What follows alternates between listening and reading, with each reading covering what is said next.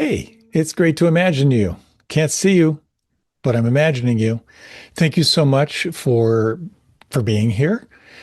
This is going to be an exploration of what it means to take the seat of the witness, one of my favorite topics. So I'm looking forward to diving in. But before we do, a few quick thank yous. First of all, the Insight Meditation Community of Washington, which is hosting this, to our producer, Glenn Harrison, for all he does to get this out to you, to our mindful movement leader, Rita Moran. 6:30 Eastern Standard Time, you can join Rita for mindful movement to help massage you into a receptive place for this, which starts at 7:30 Eastern Standard.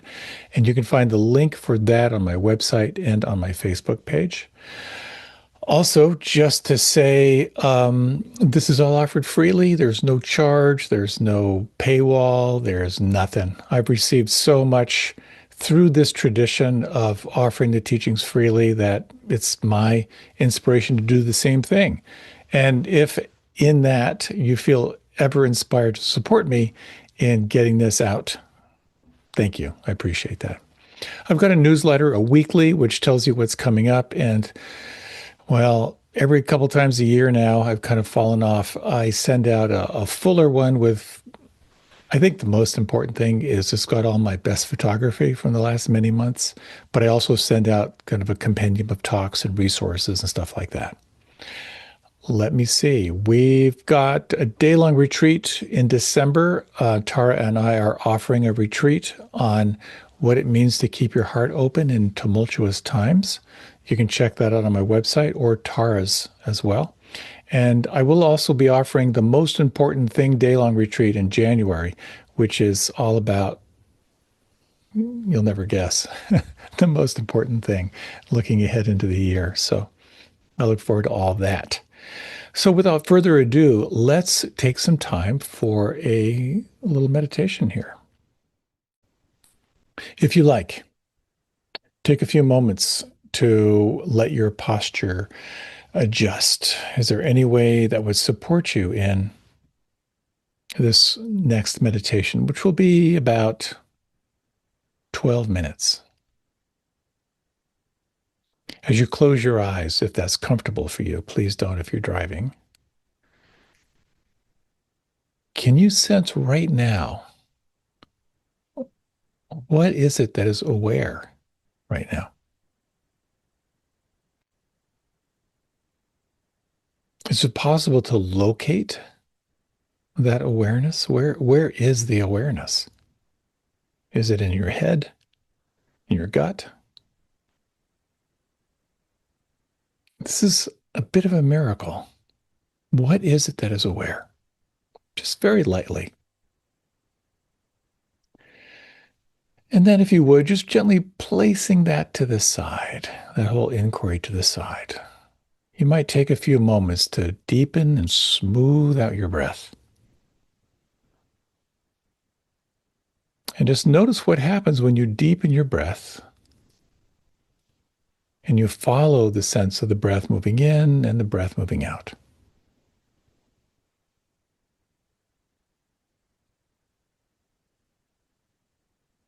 You may notice that there is this gathering of attention. Can you feel the pause between the in-breath and the out-breath?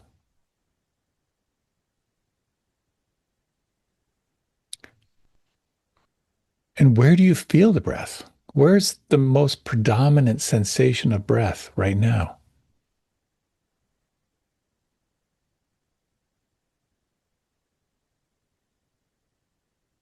This practice of gathering, of arriving, is integral to the practice of meditation.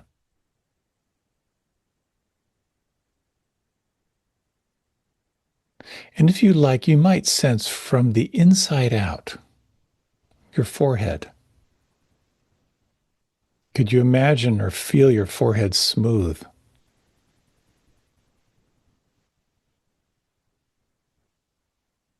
Could you feel or imagine a softening around the little muscles of your eyes?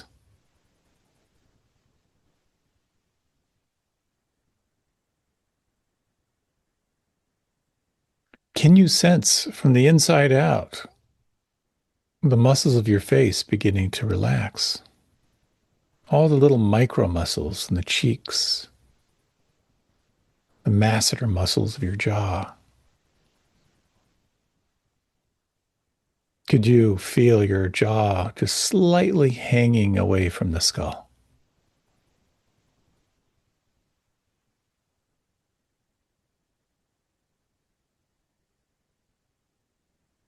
Can you bring all of your awareness now to the sense of the volume of your lips,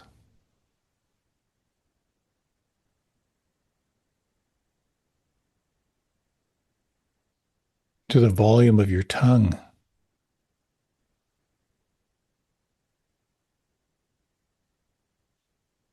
Could you even relax your tongue so fully that your tongue fills your lower jaw?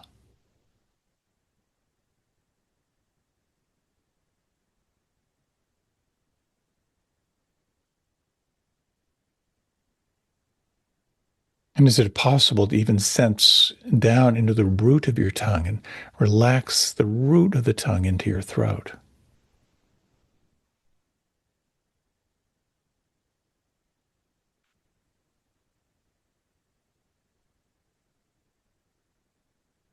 Feel the shoulders heavy and imagine you can just sense down through the center of your arms, down through the elbows,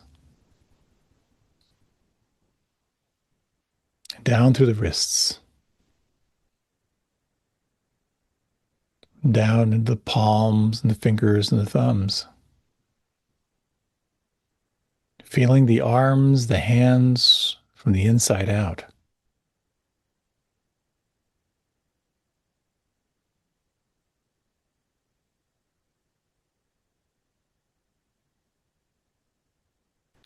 And can you feel the space inside your throat?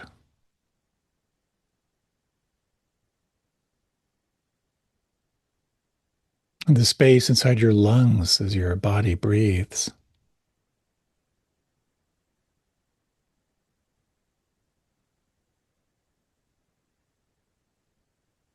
Can you sense down deep in the belly the space between your navel and your spine? Can you feel any movement here, the movement of the breath?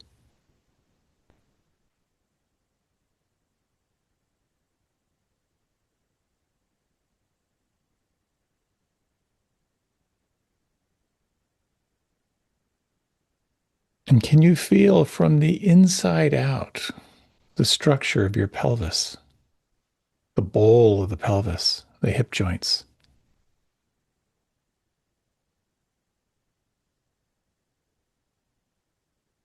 And now down through the center of the legs, down through the knees, down through the wrists. I'm sorry, down through the ankles.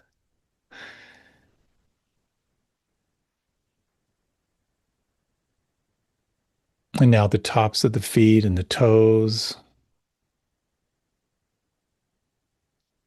And here in particular, can you feel the soles of the feet and the heels?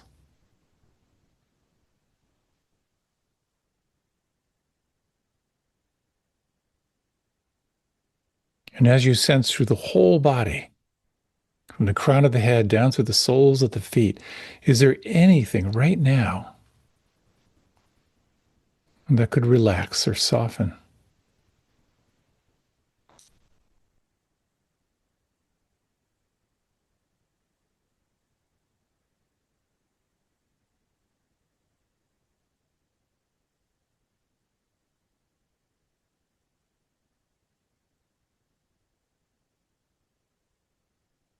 Let your attention now move to a particular point in this field of sensation. It doesn't matter where, but it might be the breath, or it might be the sounds, or it might be the palms of the hands. And selecting one, let your attention rest here. What do you feel? What do you notice right now at this point of contact?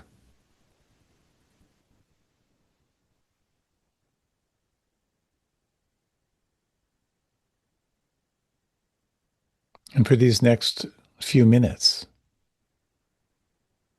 Let your attention rest here, knowing that the mind is constantly generating thoughts. But when you notice the mind lost in a thought form, gently bring it back and re-arrive.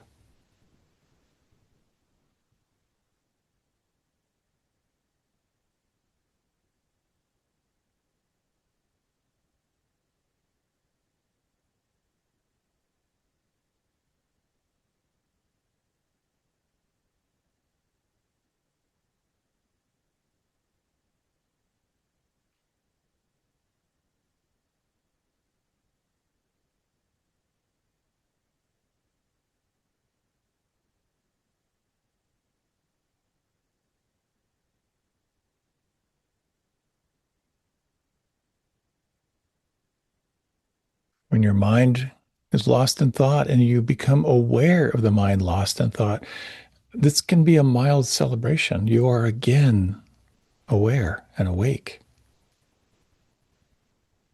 Take your time to re-arrive, soften through the whole body. Sense how intimately you can reconnect with the point of contact of sensation here, with this breath, or these sounds, or this felt sense of the hands. Once again, re-arriving and receiving the moment.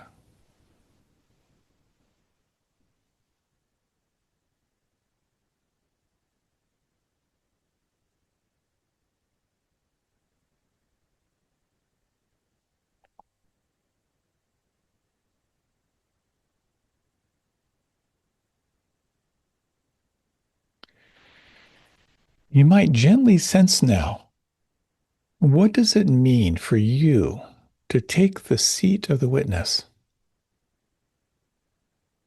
to be the observer of your inner experience?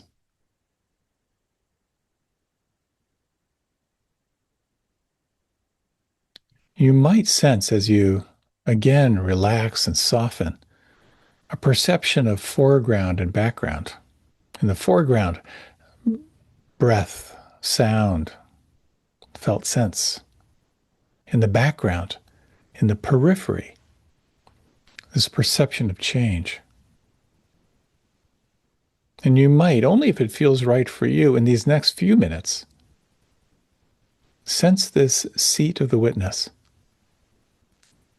Sense what it's like to be the open monitor of what is changing, not trying to control what's changing, but to simply monitor what is arising, what is changing, and how you are relating to it.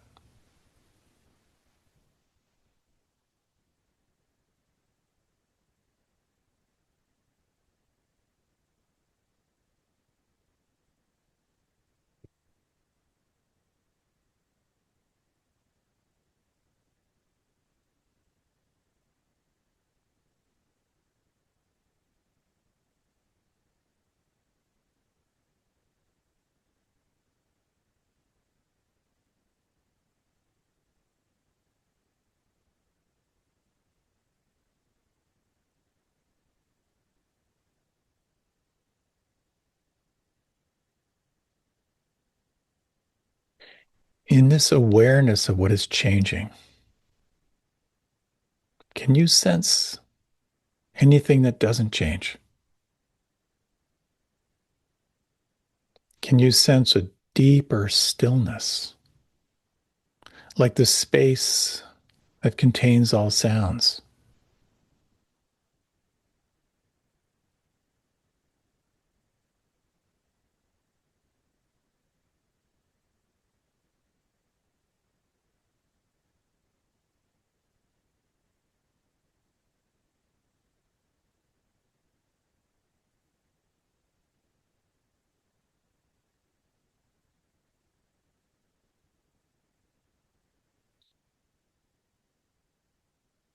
Exploring now the following question.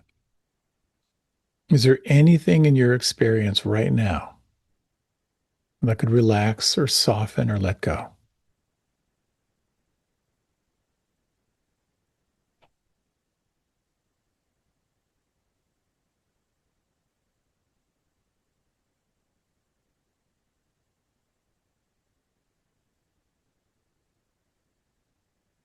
Is there anything in your experience that could relax or soften or let go even more than that?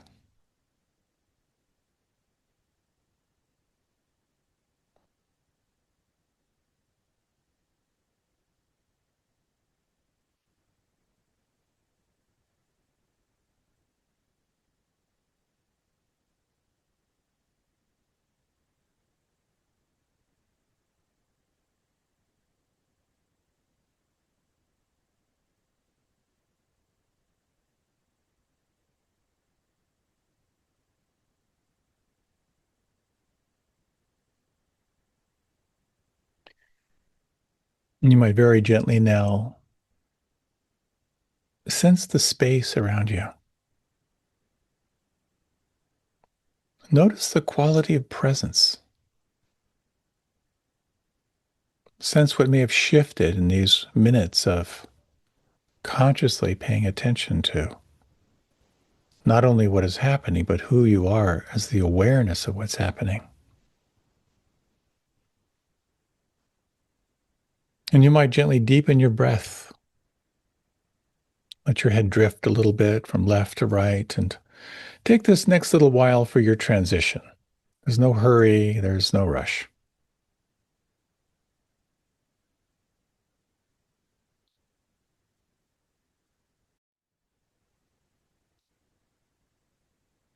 Many, many years ago, I'm sounding like an old man, but it was many, many years ago.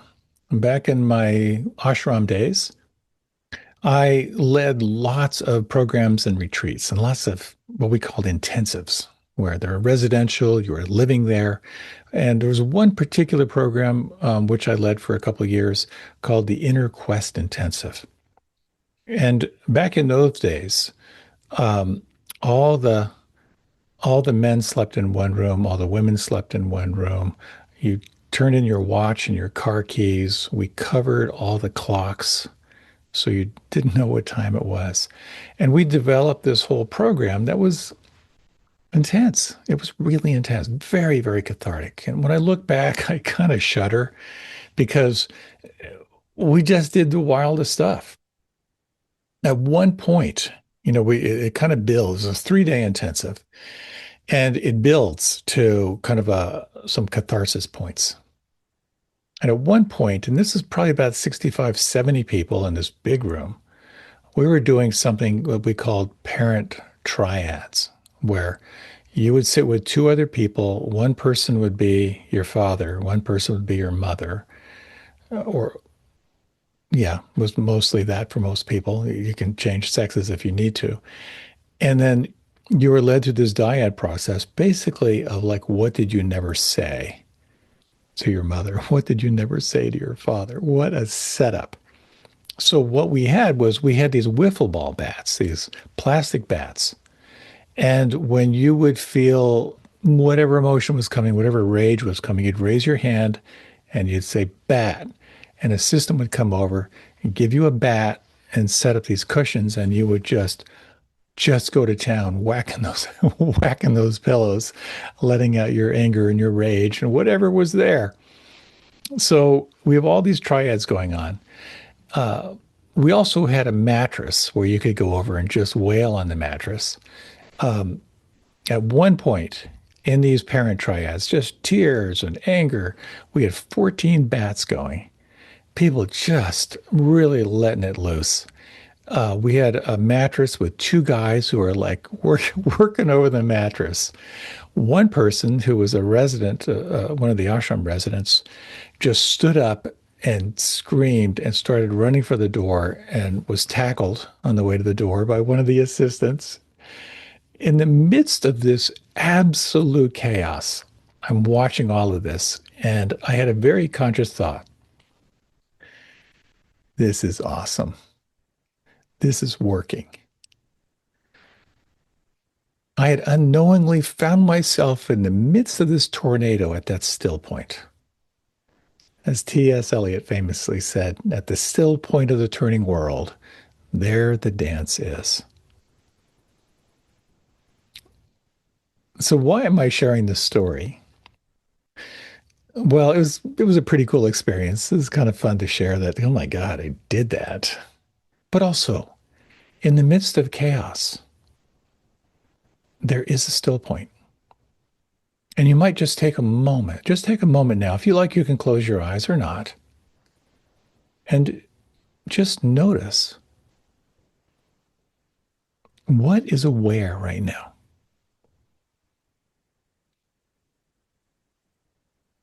This is the paradox I'd like to explore, that in the midst of movement, there is a stillness that never moves. I'd like to talk about what it means to take the seat of the witness. What is the witness? And for the purpose of this talk, let's define it as your capacity to observe without identification. In the Theravadan tradition, this is really about cultivating vipassana, to see clearly. It's mindfulness, non-judging awareness with clear comprehension. So to see clearly in your life depends on this witnessing awareness. So to rest in the still point, to get access to the still point, we'll explore four ways of deepening your relationship to the witness. And that is to recognize the stream of experience, to learn how to rest in awareness itself, to learn how to investigate from the point of view of the witness. And then finally, this is where it gets woo-woo. What does it mean to dissolve the witness itself? So recognizing the stream of experience. And of course, I hear the word stream. I automatically think about my experience on the Potomac River. I know I go on and on about my love affair with the Potomac River, where I paddle as often as I can. But one of the things I most love about being on the river is how alive it is. The water level changes. It rises and falls with the rainfall upstream. The clarity of the water is always changing depending on the flow. It's constant movement. It's never the same river. In that same way, your life is a stream. It's a stream of thoughts. It's a stream of sensations. It's a stream of emotions. It's a stream of different states of consciousness. And something is aware of this flow. And when you slow down and you begin to notice this, you begin to notice that there is an ongoing flow of phenomena happening all the time. You begin to notice how your mind is like a popcorn machine. Whether you like it or not, the thoughts just keep popping. Sensations just keep changing and shifting. And so the question becomes, when you turn attention toward this phenomena of shifting phenomena and who you are as awareness, what happens when you let go of controlling your experience and simply observe your experience? As Mary Oliver said, to pay attention, this is our endless and proper work. So, what do you notice when you let go of control and simply observe? Well, you may notice impermanence. Everything changes, everything's passing. You may notice a sense of what we could call disidentification, that you're not your thoughts, that you are the awareness of the thoughts. And this, whereas, of course, in meditation, we so easily forget this. And I have the same insight every retreat I do. As I begin to notice the flow of thought, and I begin to notice how they come and they go, I begin to recognize I don't have to believe these thoughts. I'm the observer of the thoughts. Same with emotion. The difference between being angry and being aware of your anger is massive. And this is the role of mindfulness. So I know in my meditation practice, I have a tendency when I'm doing concentration practice, just paying attention on purpose, trying to be present. When my mind wanders and I become aware that the mind is wandering, I very naturally will get self-critical. Ah, there you go again. Another way to look at it is, what if I met that moment with mild to moderate celebration? Oh my gosh, I just woke up.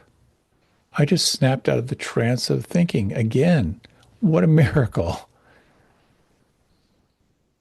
Of course, what we also recognize is how the body becomes this refuge. That when you come back to the senses, because the body only lives in the present moment, that this becomes the doorway back to the here and now. So your capacity to be the witness, to be the observer, it begins with recognition. It begins by seeing that your experience is a process. It's a flow. And when you begin to see the flow of your life, how everything is constantly changing, whether you like it or not, the next step is learning how to rest in the awareness itself. What does it mean to rest in awareness itself? I was thinking about this and I was reminded of what it was like for me to live on a farm. I grew up on a farm in Pennsylvania, and summers were outside all the time, constantly doing chores, mowing, taking care of animals, stacking hay bales. And we would get these summer thunderstorms. And what I loved about it, we'd kind of like, just step inside. I remember very clearly stepping inside the barn when we're stacking hay bales and just watching the storm come, how the light would turn kind of a yellow green, and then the air would get really, really electric. And then boom, the drama of the thunderstorm, and then it would clear and we would go back to work. And that's kind of what the witness is like. It's sort of like staying safe under the barn, but watching what's changing.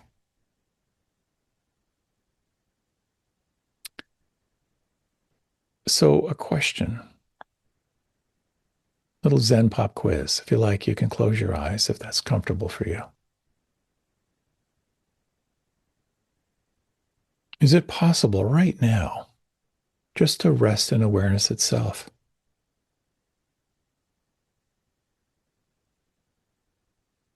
Can you identify what's changing and remain the witness?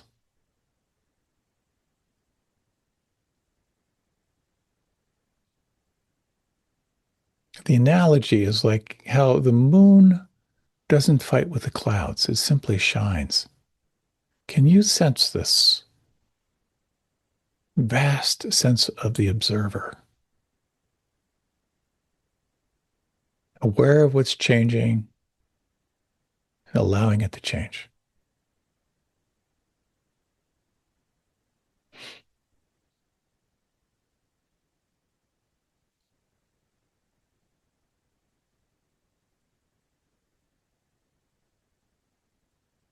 If you like, you can deepen the breath. This is an integral part of this awareness training. The more we can begin to rest in presence itself, the more we can sense what it means to be present without judgment, to be present without trying to control, to be present without trying to make anything happen. Some very interesting things begin to emerge. There's a quality of equanimity. And we can think of equanimity as a steadiness. In the midst of everything that's changing, there's a steady presence. It's kind of the natural outcome, and it's even considered the flower of practice, to be that steadiness. In the Dhammapada, there's a beautiful teaching that says, just as a rock is not shaken by the wind, so the wise are not moved by praise or blame.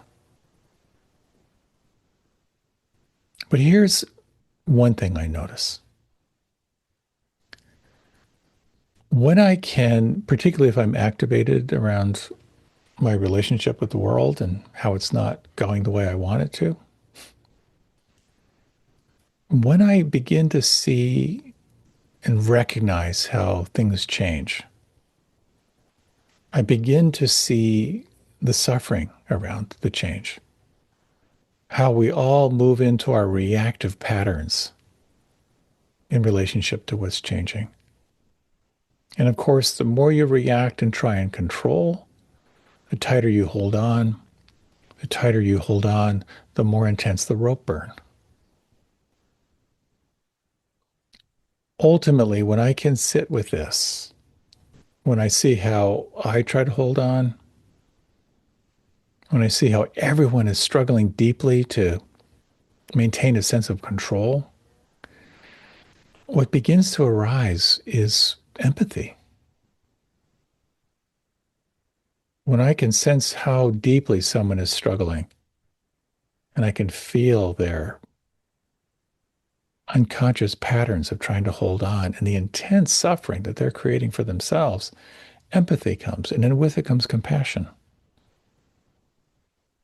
And this is an important point because we can sometimes think of how the witness may have a quality of disassociation, but the witness is not indifferent. It's not cold, it's actually luminous. And that non reactivity that comes out of the witness, it's not numbness, it's actually a strength. It's about the shift from reacting to your life to responding to your life. The still point that we're cultivating in meditation is not an escape. It's actually embracing the full presence of the heart and life. This is a fine line because it's very easy to find yourself moving into this sort of impartial observer. And you can see things very, very cold.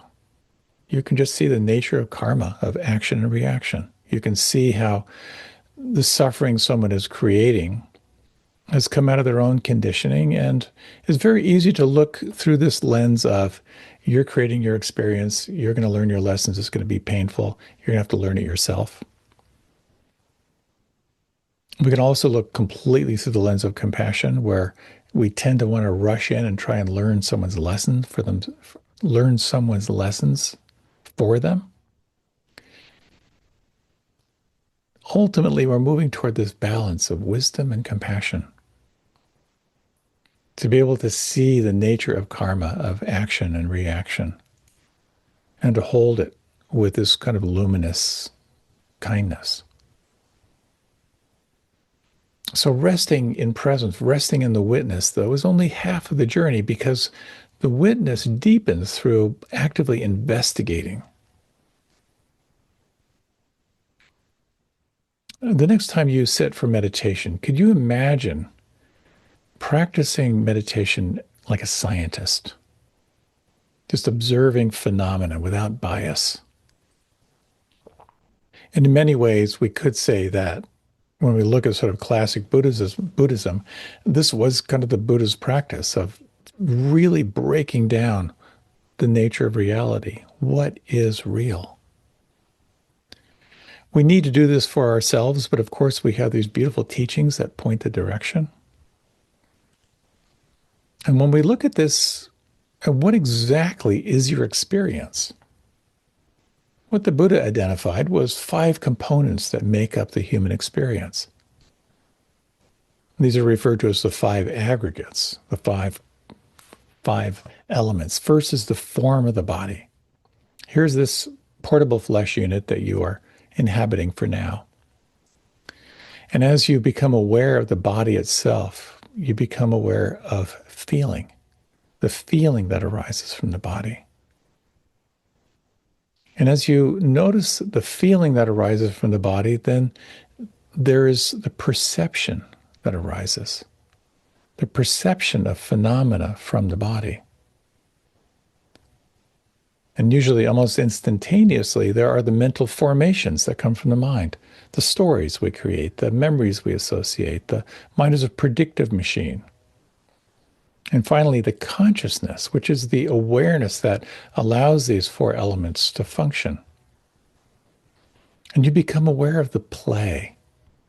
You become aware of the body itself, the subtle feeling tone that arises, the perception, and then the mind, where, of course, we tend to get hijacked.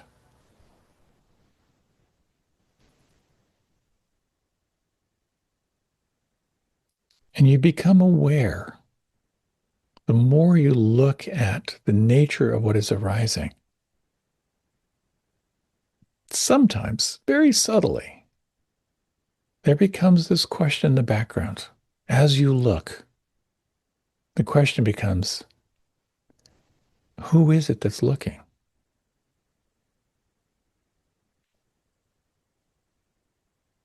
So, in this investigation, and there's so much to explore here, more than I can touch into now, you might close your eyes and just notice the breath and explore these two questions. I'll give you a little bit of time for each one. Right now, what is here?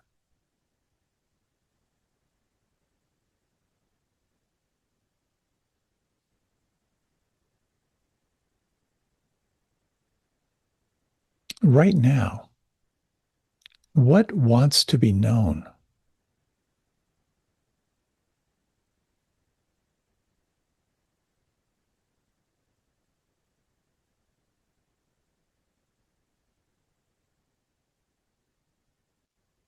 If you like, you can deepen the breath and open your eyes if you haven't already. This question, what is here? What wants to be known? Quite often, in my experience and what I notice with others,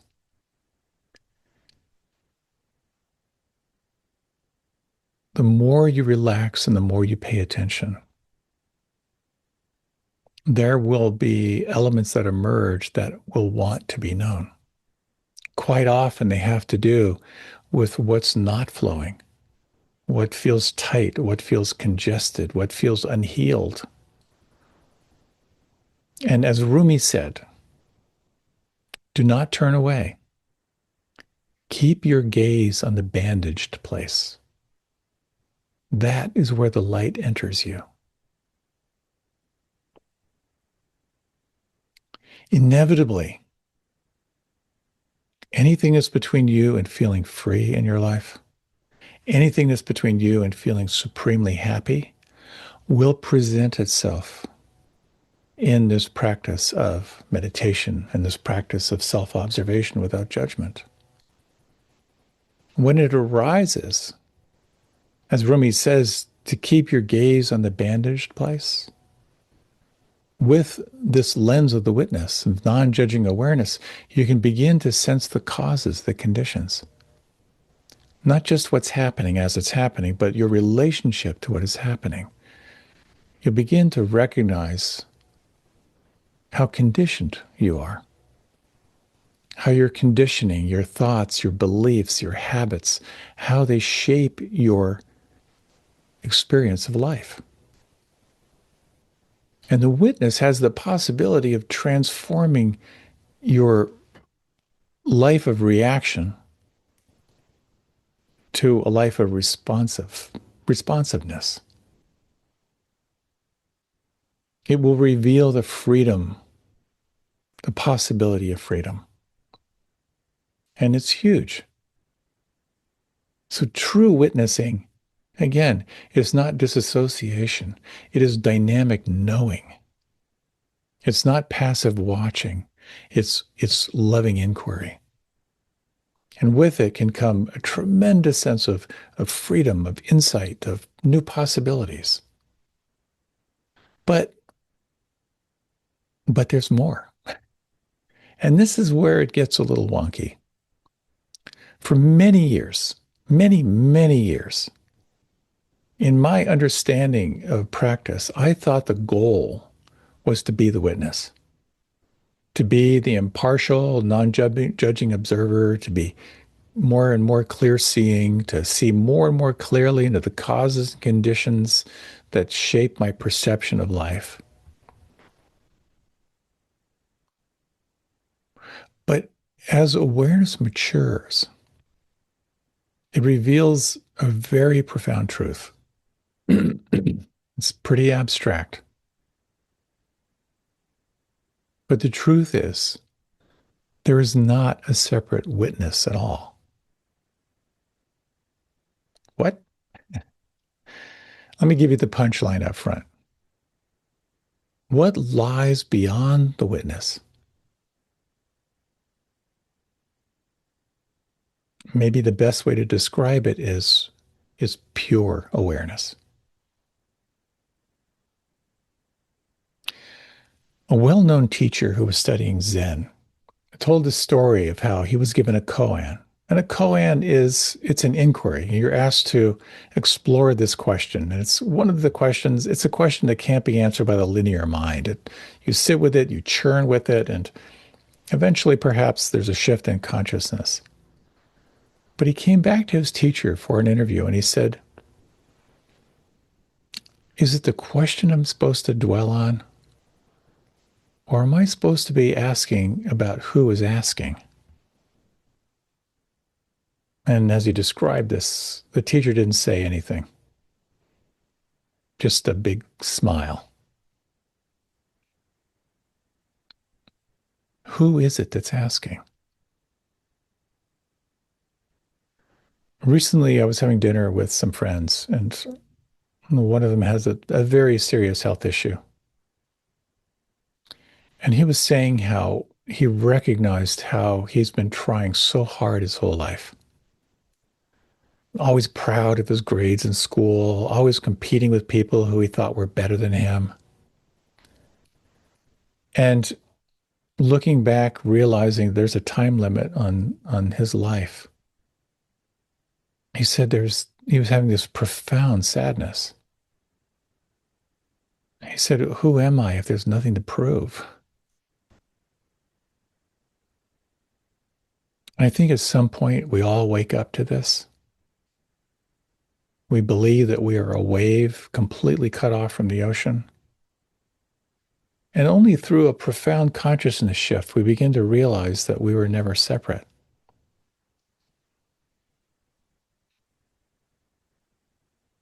So you could say that we have been searching for the witness only to find that it's been watching us all along. And the question becomes, if you like, you might close your eyes for just a moment. If you can, just sense this watcher, sense the witness.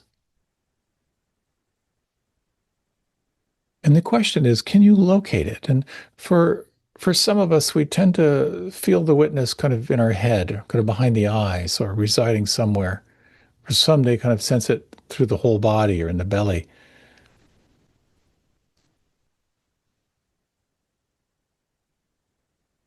However you may sense it, sense if you can find the location of the witness. And if you were to imagine that sense of the witness dissolving, what remains?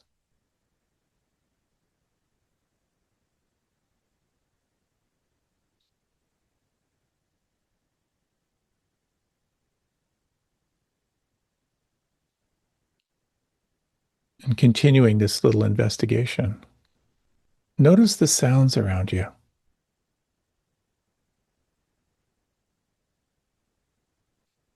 Can you sense the silence behind the sounds?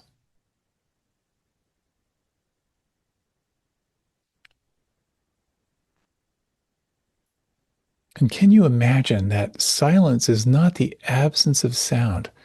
It is the presence of everything.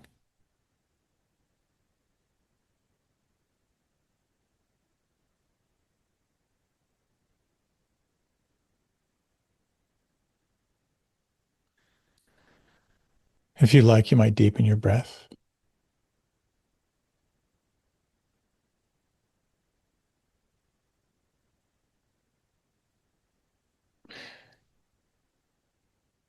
The word non duality is thrown around a lot. What is non duality? Ultimately, we could say that awareness and phenomena are not inseparable. The liberation, if you will, is simply the end of clinging to identity. The liberation is the falling away of desire. And in the absence of grasping, something magical happens.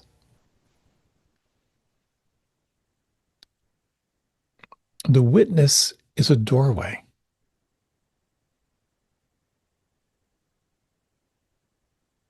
When you investigate the witness, you begin to recognize that your life is an experience of flow, of shifting phenomena. That you can train yourself to rest in awareness, to sense this non-judging presence.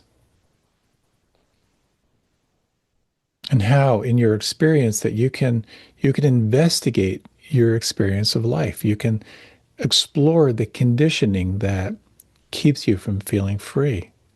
And it's not in a disassociation.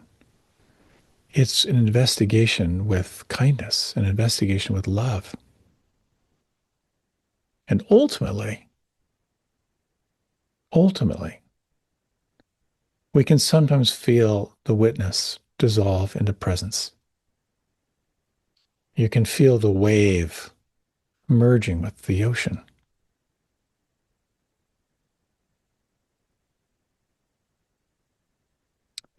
Let's close with a short meditation.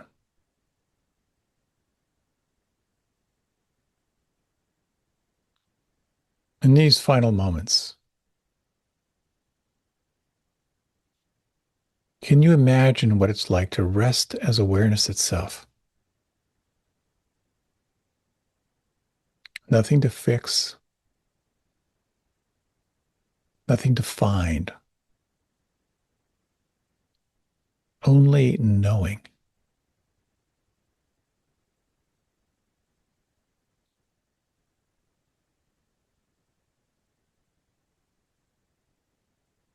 What would life be like if it was possible to cultivate a more intimate sense of the witness, to recognize the flow of phenomena, from time to time to rest in this quality of non-judging awareness of just for a few moments?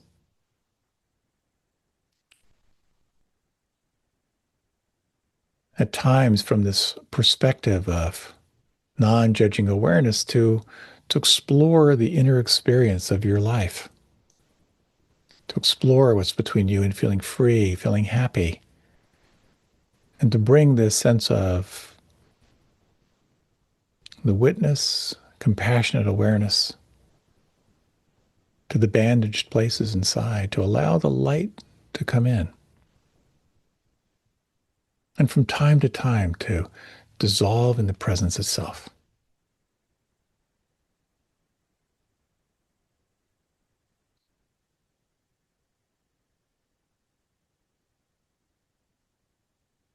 As you're ready, you can deepen the breath and you can open the eyes. this quality of the witness. As the Buddha said, there is that which knows the arising and passing away of all things. Whatever is changing in your life, to remember there is something which is aware of that arising and passing. It's not only an awareness that can cultivate more ease, but it's the awareness that points toward freedom itself. So may you and your witness have a wonderful time. Thank you so much for your time and for your attention, and so many blessings in your practice.